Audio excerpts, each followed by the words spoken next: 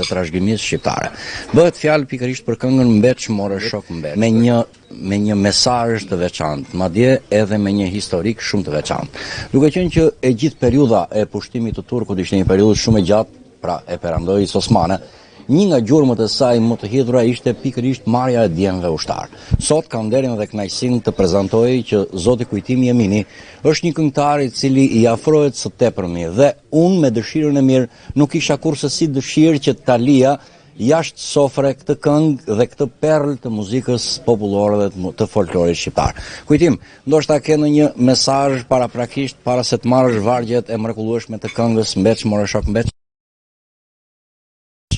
Djemët vinin ushtar dhe vriteshin andej ose dërgonin letra i bëj të fala në nes, të më shesin i qetë zes, të i bëj një gjanë të res, në pyet në për mua, i thoni se u martua, po tha se qanu se mori, i thoni dy plumba na kraharuare.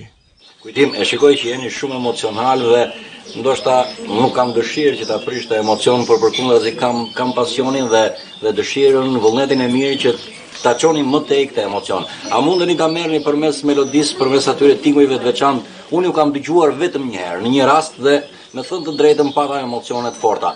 Kisha dëshirë që në këtë sofër të ndaheshin edhe këto vargje, të ndaheshin edhe këto tinguj të kësaj këngë. Me gjithë dëshirën e tuaj dhe të gjithë pjesëmarrësve që janë këtu. O mbeç more shok mbeç, o berte roj.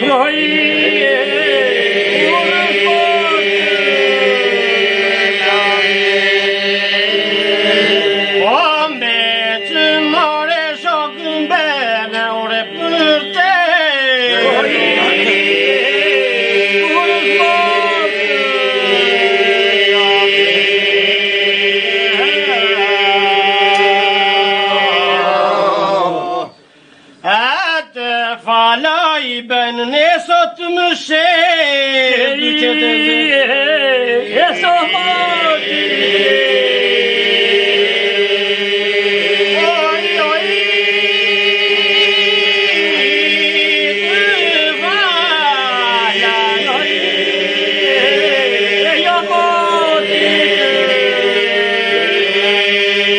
O të me shedi që të zë